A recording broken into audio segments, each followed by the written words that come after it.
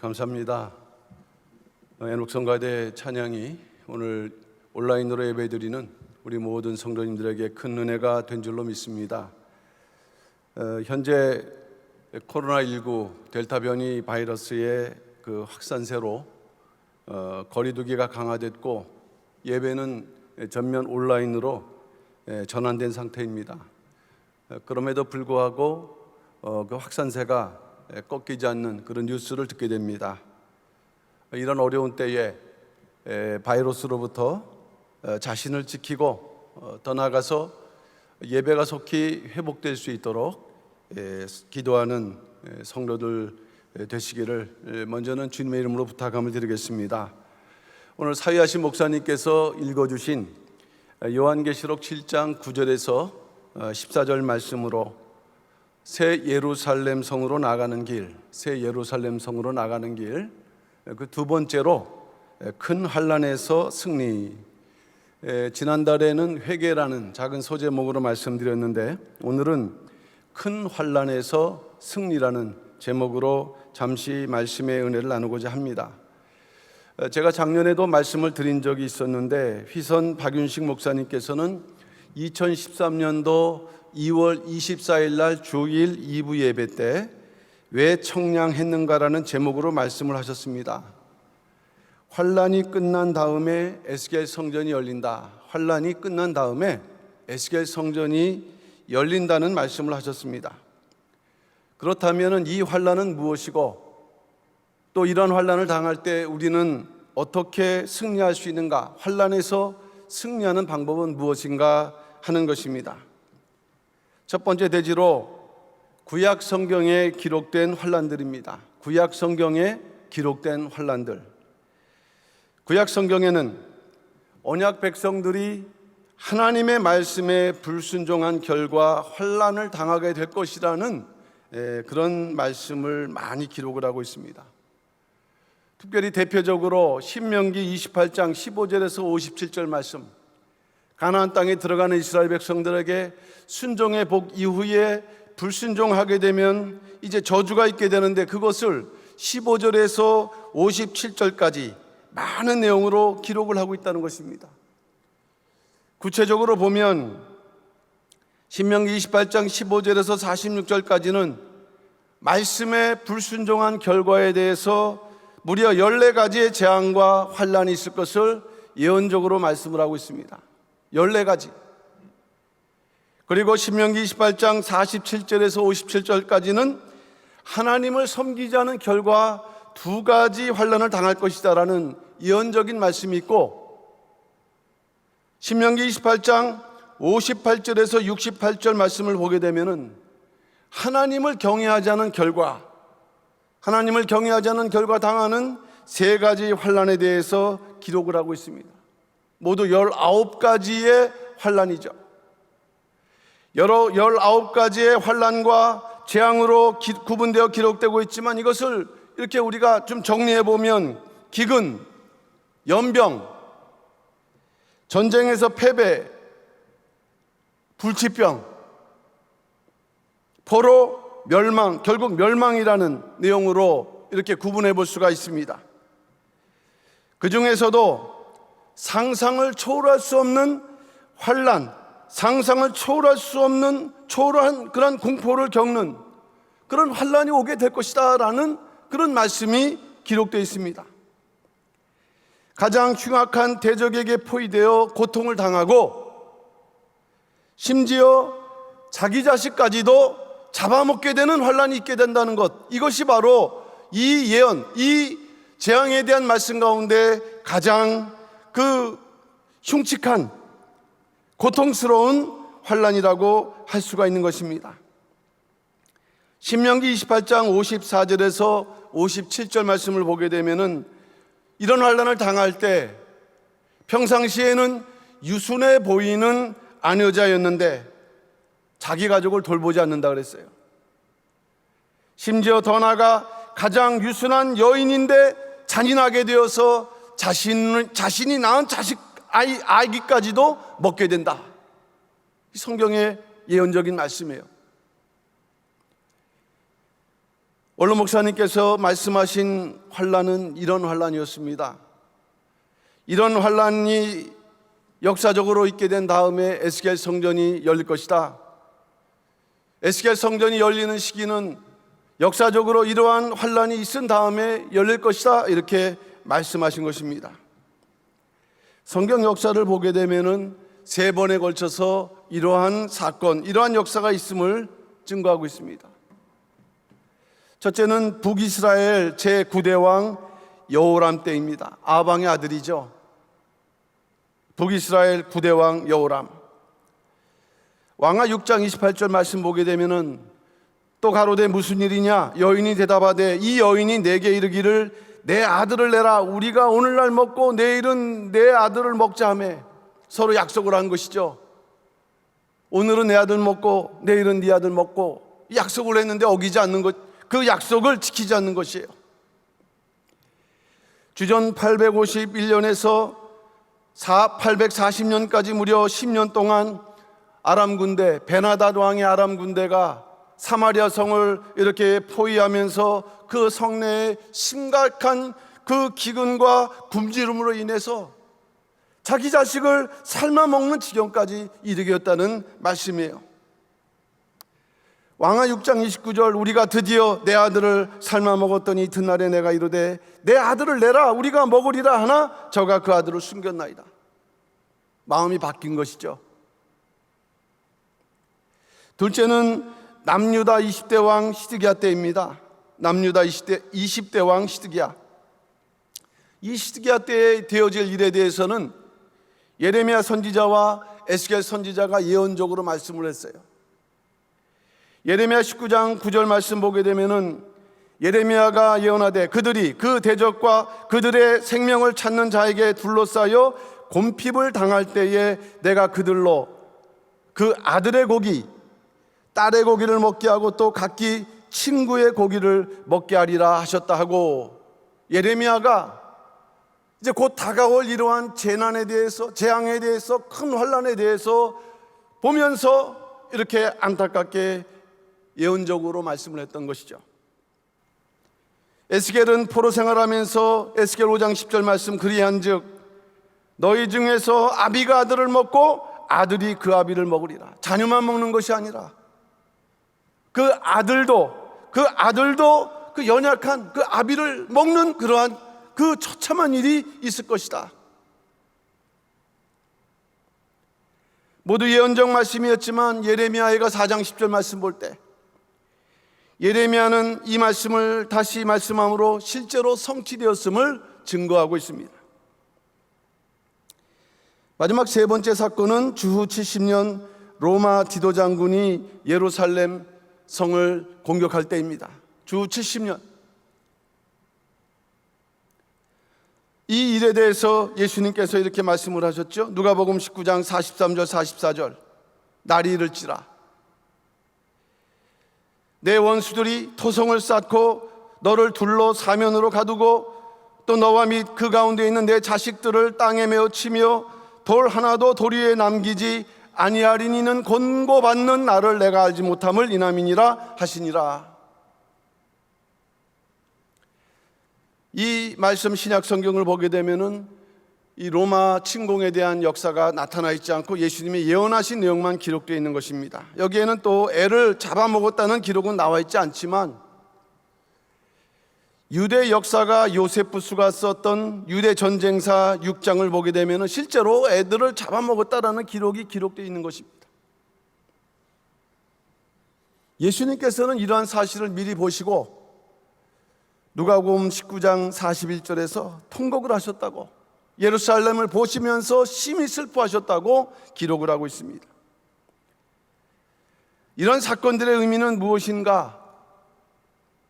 마지막 때 에스겔 성전, 새 예루살렘 성이 열리기 전에 마지막 때 있게 될 큰 환난을 예표하는 것이다 하는 것입니다. 성도는 마지막 때 이러한 큰 환난을 반드시 통과해야 되고 큰 환난에서 승리해야 새 예루살렘 성에 들어갈 수 있다, 이렇게 성경은 말씀을 하고 있습니다. 큰 두 번째로 정말 성도가 겪게 될 큰 환난들, 정말 성도가 겪게 될 큰 환난. 성경은 천국, 하나님 나라, 더 나아가서 에스겔 성전 새 예루살렘 성에 들어가기 위해서는 반드시 환난을 당하게 될 것임을 증거를 하고 있습니다. 그 대표적인 구절은 사도행전 14장 22절 말씀이죠. 제자들이 마음을 굳게 하여 이 믿음에 거하라 권하고, 또 우리가 하나님의 나라에 들어가려면 많은 환난을 겪어야 할 것이니라. 굳이 마지막 때를 살지 않는다 할지라도 진정으로 하나님의 나라에 들어가기를 원하는 백성들, 또는 하나님 나라에 들어가는 백성들, 그 앞에는 많은 환난이 있고 큰 환난이 있다는 것을 성경은 말씀을 하고 있습니다. 오늘 본문의 요한계시록 7장 14절도 큰 환난에서 나오는 자들이라고 말씀을 했어요.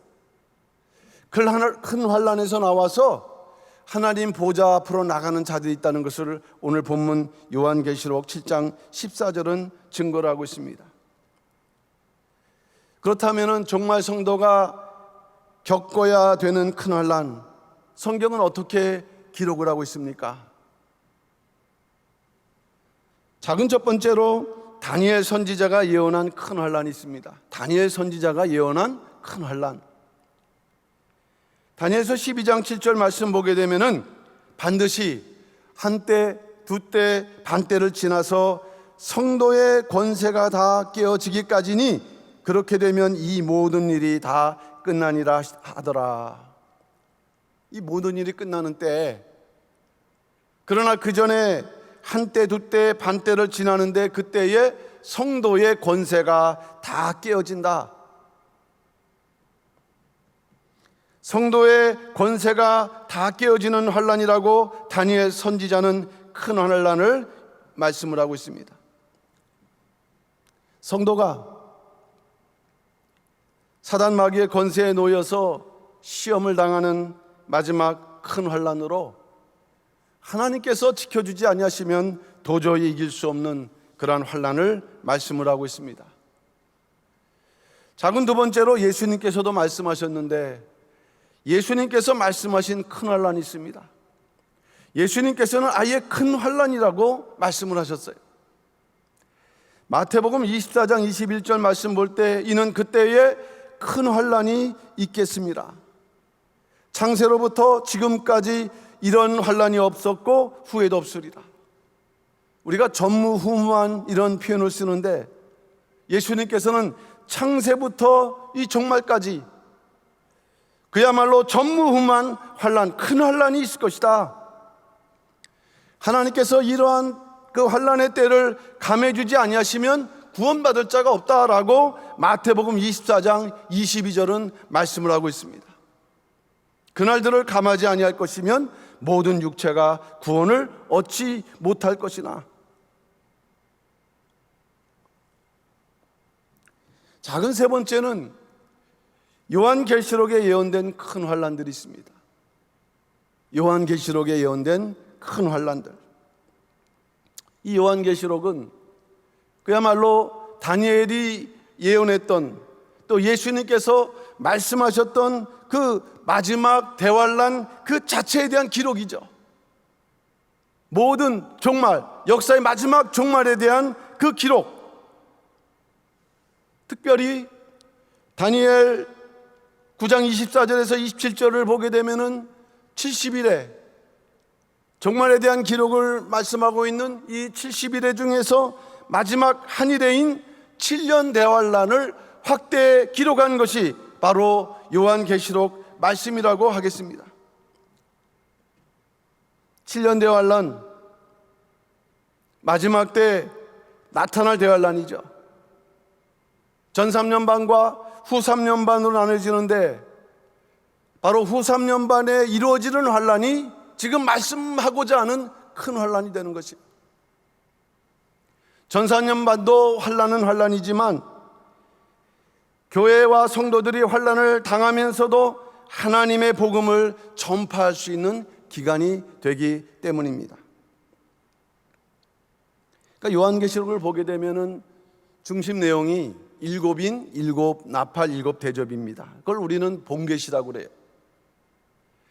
일곱인, 일곱 나팔, 일곱 대접 사이사이에 중간중간에 삽입되어 있는 계시들이 있는데 이것을 중간계시라고 합니다. 그러니까 요한계시록을 이해하기 위해서는 먼저 본계시와 중간계시를 잘 구분해서 볼 필요가 있습니다. 근데 중요한 것은 원로 목사님께서는 이 본계시, 일곱인, 일곱 나팔, 일곱 대접은 요한계시록 8장 13절에 기록되어 있는 세 개의 화, 그 독수리가 날아가면서 외쳤던 세 가지 종류의 화가 있는데 그 세 개의 화를 중심으로 이해해야 올바로 깨달을 수 있다라고 이전에 말씀하신 그런 바가 있습니다. 요한계시록 8장 13절을 읽어보게 되면 내가 또 보고 들으니 공중에 날아가는 독수리가 큰 소리로 이르되 땅에 거하는 자들에게 화가 있으리로다. 이 외에도 세 천사의 불나팔 소리를 인하미로다 하더라 라고 말씀을 하고 있습니다. 세 개의 화, 참으로 두렵죠. 하나님께서 작정하시고 이 땅에 쏟아붓기를 예정하고 계시는 세 개의 화, 이 세 개의 화는 하나님께서 하나님을 믿지 않는 자들에 대한 마지막 심판이지만 성도들도 이 세 개의 화를 견디면서 대환란을 통과한 후에 비로소 새 예루살렘 성에 입성할 수 있다라고 성경은 말씀을 하고 있습니다. 그렇다면 우리는 원로 목사님께서 말씀하신 대로 세 개의 화를 중심으로 요한계시록에 나타난 그 환란들을 우리가 살펴볼 필요가 있습니다. 첫 번째는 첫째 화이죠. 첫째 화는 다섯째 나팔 재앙이다. 요한계시록 9장 1절에서 11절에 기록되어 있는 다섯째 나팔 재앙 자체가 바로 첫째 화에 해당된다는 말씀입니다. 요한계시록 9장 1절 읽어보면 다섯째 천사가 나팔을 불매 내가 보니 하늘에서 땅에 떨어진 별 하나가 있는데 저가 무저갱의 열쇠를 받았더라. 그러면서 요한계시록 9장 12절 말씀을 보게 되면은 첫째 화는 지나갔으나 보라 아직도 이후의 화둘이 이르리로다 라고 말씀하면서 다섯째 나팔이 불려지고 첫째 화가 지나갔다. 다시 말하면은 첫째 화는 다섯째 나팔의 재앙이다 라는 말씀입니다. 첫째 화의 중요성은 마지막 재앙, 하나님께서 종말에 이루고자 하시는 마지막 재앙의 본격적인 시작이라는 것이에요. 거기에서 우리가 주목해야 될 부분은 바로 첫째 화의 기간입니다. 기간. 첫째 화는 어느 정도 이루어지는 기간인가를 요한계시록에서 말씀하고 있어요. 다섯째 나팔이 울려지면 무저갱에서 황충이 올라오는데 5달 동안 하나님의 입맞지 아니한 사람들만 죽이지는 않고 괴롭게 한다라고 기록을 하고 있는 것입니다. 요한계시록 9장 5절 말씀, 그러나 그들을 죽이지는 못하게 하시고 5달 동안 괴롭게만 하게 하시는데, 이 5달, 이 5달의 의미가 무엇일까? 성경을 찾아보게 되면 5달이 나오는데 놀랍게도 5달은 노아 방주 때 물이 창이 됐던 기간입니다. 150일. 노아 방주 때는 한 달이 30일이기 때문에 150일은 5달이에요. 홍수 심판이 진행되는, 이 시작되고 진행되는 그 기간과도 같은 그러한 기간입니다. 창세기 7장 24절 말씀이죠. 물이 150일을 땅에 창이라 했더라. 인자의 마음은 노아 때 같다고 말씀했는데 150일은 분명 첫째 화와 연관성이 있다. 우리는 이렇게 살펴볼 수 있습니다. 둘째 화는 여섯째 나팔 재앙이라고 말씀했습니다. 요한계시록 9장 13절에서 11장 14절까지죠. 요한계시록 9장 13절에서 11장 14절. 요한계시록 9장 13절 말씀 보게 되면 여섯째 천사가 나팔을 불매 내가 들으니 하나님 앞 금단 네 뿔에서 한 음성이 나서라고 말씀했는데, 요한계시록 11장 14절 말씀 보면은 둘째 화는 지나갔으나 라고 말씀했어요. 일곱 번째 나팔이 불려지기 전에 바로 둘째 화가 지나갔다 말씀함으로 바로 둘째 화는 여섯째 나팔에 해당된다는 말씀입니다. 물론 여기에는 중간 계시가 기록되어 있어요. 그것을 잘 분류하면서 살펴볼 때 실질적으로 우리는 요한계시록 9장에서 이 둘째 화의 내용을 살펴볼 수 있는데, 그 중에서 중요한 것은 이 둘째 화의 규모다. 규모. 세계적인 전쟁을 상징을 하고 있습니다. 둘째 화는 큰 강 유브라데에서 시작되는 전쟁인데, 이 전 세계가 전쟁에 휩싸이게 되면서 전 세계 인구 3분의 1이 죽임을 당할 것이다 라고 요한계시록 9장 15절은 말씀합니다.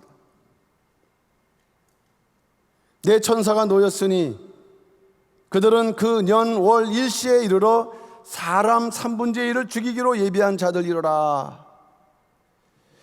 요한계시록 7장을 보게 되면은 하나님께서 1절 말씀 볼 때 이 바람이 불지 못하도록 천사를 붙들어 놓는 기록을 하고 있는데, 이제 그 천사들이 열려서 이제 전쟁이 시작되면서 사람 3분의 1이 이렇게 죽게 된다. 이게 바로 둘째 화라는 것을 말씀을 하고 있어요. 전 세계가 전쟁에 휩싸이게 된다는 것이 얼마나 공포스러운 일입니까? 셋째 화는 일곱째 나팔이다. 일곱째 나팔. 그런데 셋째 화는 일곱째 나팔인데, 일곱째 나팔에 대한 내용은 어떻게 연결되느냐? 일곱 대접 자체로 연결되고 있다. 첫째와 둘째와 달리 일곱째, 그 셋째와 일곱째 나팔은 이어서 연결되는 일곱 대접 자체, 모든 일곱 대접 전체가 셋째 화에 해당되는 것이니까 가장 무섭고 두려운 재앙이 아닐 수가 없습니다. 요한계시록 11장 15절에 말씀을 하고 있죠. 일곱째 천사가 나팔을 불매, 둘째가 지나간 다음에 이제 일곱째 천사가 나팔을 붑니다. 근데 첫째 화, 둘째 화 때는 화가 지나갔다라고 기록하지만, 이 셋째 화 때는 지나갔다는 기록 없이 일곱 재앙으로, 일곱 대접의 재앙으로 이어지고 있다. 바로 일곱 나팔 이꼬르 일곱 대접 재앙이라는 말씀입니다. 말씀드렸던 대로 가장 크고 무서운, 그러면서도 마지막 재앙이 아닐 수 없습니다. 그동안 참고 계셨던 하나님의 진노가 이제 다 쏟아지는 마지막 재앙이죠. 성경은 분명히 말씀하는데, 이 재앙이 맞춰져야 비로소 하나님의 성도들도 하나님의 성전에 들어갈 수 있다 증거하고 있습니다. 요한계시록 15장 8절 말씀이에요. 하나님의 영광과 능력을 인하여 성전의 연기가 차게 되매 일곱 천사의 일곱 재앙이 마치기까지는 성전에 능히 들어갈 자가 없더라. 이 마지막 때 성전은 무엇을 말씀합니까? 에스겔 성전, 또 새 예루살렘 성. 물론 목사님은 이 구절을 근거해서 마지막 환란, 어마어마한 무시무시한 환란을 통과하지 않고서는 새 예루살렘 들어갈 수도 없고 에스겔 성전, 새 예루살렘 성의 문은 열리지 않는다 말씀한 것입니다. 그다음 마지막 세 번째로, 큰 환란에서 승리하는 비결이 있다면 무엇인가? 큰 환란을 우리가 이제 앞두고 바라보는데, 이 환란을 맞이하면서 우리가 승리해서 에스겔 성전에 들어갈 수 있는 그 신앙적인 방법은 무엇인가 하는 것입니다. 작은 첫 번째는 하나님의 인침을 받아야 된다 말씀하고 있습니다. 가장 기본적인 것이죠. 하나님의 인침을 받아야 된다. 오늘 읽지 않았지만 오늘 본문이 기록되어 있는 요한계시록 7장을 보게 되면은 먼저 14만 4천 인치는 그러한 기록이 나오고 있어요.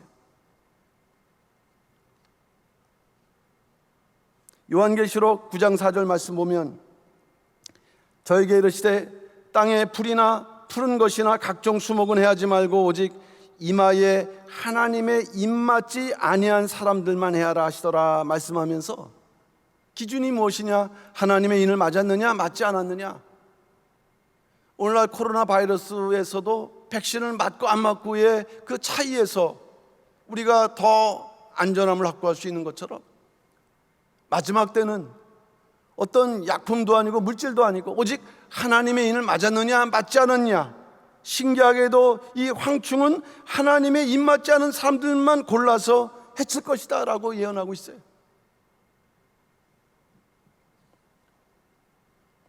하나님의 인을 맞아야 하나님의 보호가 있고 하나님의 구원하심으로 환난에서 승리할 수 있다.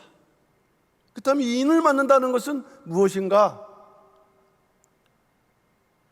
요한계시록 14장 1절 보게 되면은 그 인의 내용이 나와 있죠. 계시록 7장에서는 인치는 역사만 기록했지만 이제 환난을 뚫고 시온산에 선, 그래서 그 이마에 인이 기록되어 있는 그것을 말씀하는데 어린 양의 이름과 그 아버지의 이름이 씌어 있다고 기록을 하고 있어요. 이마가 사상을 말씀한다면 이름은 그 사물 어떤 존재의 본질을 의미하죠. 어린 양 되시는 예수 그리스도, 아버지의 말씀을 받아 무장한 것, 사상과 삶으로 무장해서 마지막 환난을 대비하는 자들, 이들이 바로 입맞은 자이고 입맞은 자들만이 마지막 환난 속에서도 승리할 수 있다는 것을 말씀하고 있다고 한다면 오직 어린 양 되신 예수 그리스도 아버지의 말씀으로 무장해서 하나님의 인으로 자기의 영혼육을 든든히 무장해 나갈 수 있는 우리 모든 평강의 성도들, 모든 평강의 성도들 되시기를 주님의 이름으로 축원합니다. 작은 두 번째는 회개와 성결이라고 말씀했어요. 요한계시록 7장 14절 말씀을 보게 되면 오늘 본문인데 내가 가로되 내 주여 당신이 알리다니 그가 나더러 이르되 이는 큰 환난에서 나오는 자들인데 어린 양의 피에 그 옷을 씻어 희게 하였느니라. 큰 환난에서 나올 수 있는 비결을 말씀하고 있죠. 어린 양의 피에 그 옷을 씻어 희게 하였다. 근데 구절을 보게 되면은 이들 손에는 종려가지가 있고 그들이 이제 환난을 통해서 어디에 섰냐? 보좌 앞과 어린 양 앞에 섰음을 기록을 하고 있습니다. 이 종려나무는 승리자의 상징이죠. 승리의 상징이다. 승리했다라는 말씀이에요. 큰 환난을 뚫고. 그리고 그들이 어디까지 왔는가? 보좌 앞과 어린 양 앞에 도달했는데 히브리서 4장 16절 말씀 보게 되면은 구원받은 성도들이 도달해야 될 최종적인 목표지예요. 이들은 큰 환난을 통과하고 최후 구원의 승리를 이룬 성도들이다.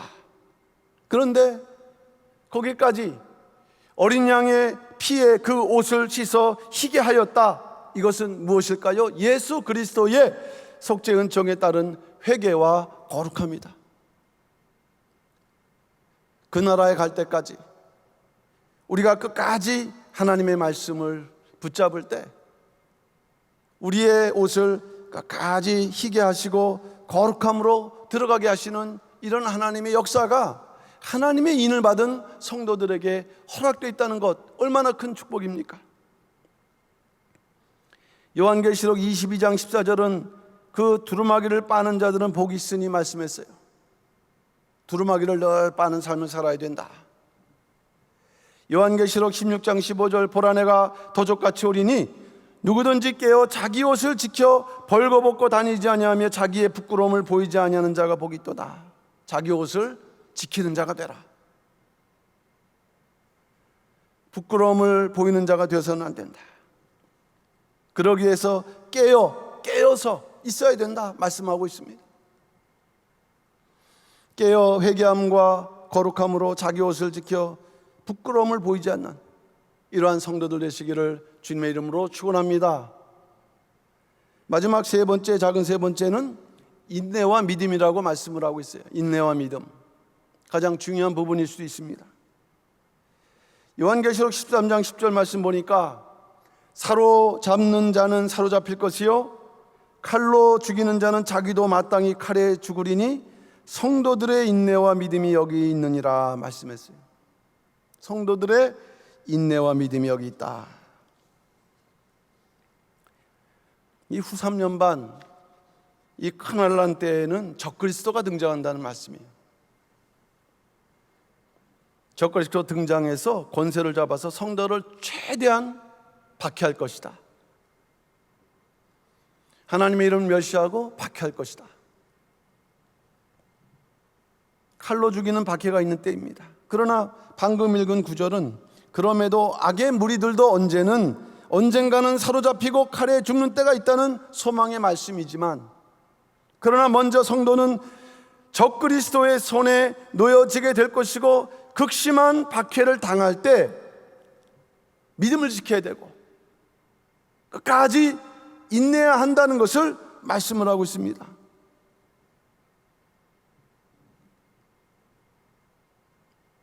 요한계시록 13장 3절은 적그리스도의 등장을 말씀하고 있는 구절이에요.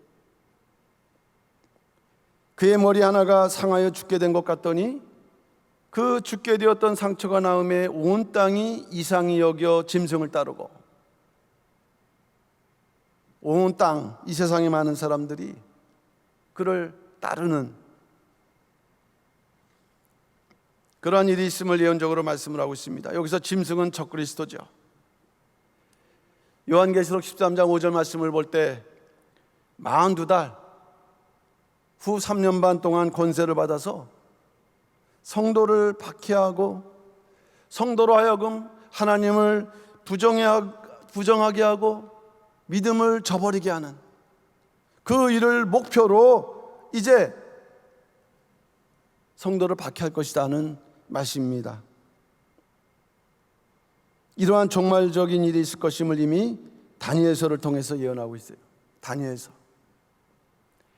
다니엘서는 다니엘 7장 8절과 9절 말씀에서 작은 뿔로, 적그리스도라는 표현 나와 있지 않지만 작은 뿔로 적그리스도의 등장을 이중적으로 예언하고 있다. 이중적이라는 것은 다니엘 그 시대에 곧 나타날 일, 더 나아가 종말적으로 이루어질 이 이중적인 구조로 이 적그리스도의 등장을 예언하고 있습니다. 근데 놀랍게도 이스라엘 역사에 그대로 이 적그리스도의 상징되는 인물이 등장을 하고 있어요. 바로 이스라엘이 헬라의 지배를 당할 때, 특별히 셀류쿠스 왕조의 지배를 당할 때 안티오쿠스 4세 에피파네스가 바로 그 인물입니다. 에피파네스, 이건 자기가 스스로 지은 이름이에요. 신의 현현, 자기 스스로를 하나님으로 생각하는 거죠. 자기를 섬기게 합니다. 이 인물은 이스라엘 땅에 등장하여 그야말로 전무후무한 악행을 저지르는데, 여기서 중요한 것은 하나님의 언약 백성을 대상으로 박해를 하고 있다는 것이에요. 성도는 분명 말씀드렸던 세 가지 화를 통해서 그 환난을 겪어나가야 돼요. 하나님의 보호하심 속에서도 마치 노아 가족들이 방주 안에서 환난을 통과하는 것 같이 세 가지 환난을 당하는 가운데에서도 하나님의 보호를 받지만, 그러나 이 적그리스도는 직접적으로 하나님의 언약 백성들을 박해하는 큰 환난을 이루고 있다는 것입니다. 하나님의 성전을 회파하고 이스라엘을 박해하면서 종말에 이러한 존재가 나타날 것을 그대로 예표하고 있습니다. 안티오코스 4세는 어떤 일을 했는가? 성전에서 매일 드리는 제사를 폐지했어요. 성전에서 우리가 주일마다 예배 드리지 않습니까? 예배를 드리지 못하게 하는 거예요. 성전 제단에 제우스 신상을 세우고 숭배하게 했고, 안식일 지키면 안 된다. 오늘날 우리가 주일을 지키고 수요일날 나와서 예배 드리는데 지키면은 사형이 되는 것이에요. 더 나아가 율법 지키는 자를 사형시키는 악행을 저질렀는데, 어느 때는 유대인과 이방인을 이제 구분하기 위해서 유대인이면 무조건 잡아 죽이는 일도 있었어요. 이 안티오코스 4세가 유대인을 골라내는 방법은 어렵지 않았다고 합니다. 유대인들은 돼지고기를 싫어했기 때문에 이 돼지고기를 먹어봐라, 거기에서 금방 구별이 되는 거예요. 물론 어떤 사람은 자기가 살기 위해서 불결하다고 생각됐지만 먹는 사람도 있었겠죠. 그러나 대부분의 유대인들은 신앙의 절개를 지키면서 돼지고기를 먹지 않으며 죽임을 당하는 그런 상황이 과거 이스라엘에 그대로 있었어요. 예수님께서는 이러한 사건이 종말 그대로 다시 나타날 것을 예언적으로 말씀했습니다. 마태복음 24장 15절 말씀이죠. 그러므로 너희가 선지자 다니엘의 말한 바 멸망에 가증한 것이 거룩한 곳에 선 것을 보거든.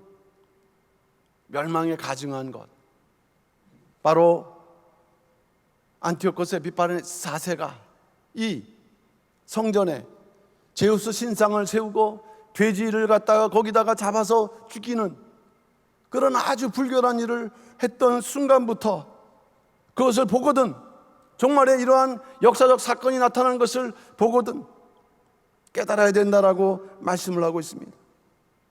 이런 때가 올 것이다. 이런 때를 지난 이후에 바로 새 예루살렘 성에 입성할 수 있다는 것을 말씀하고 있습니다. 끝까지 믿음을 지키고 인내해야 된다. 다니엘서 12장 11절 말씀 보면 매일 드리는 제사를 폐하며 멸망케 할 미운 물건을 세울 때부터 1290일을 지낼 것이요. 또 다니엘서 12장 12절 말씀을 보게 되면 기다려서 1335일까지 이르는 그 사람은 복이 있으리라 말씀을 했어요. 계시록에서 예언한 환란의 기간은 1260일, 42달 3년 반입니다.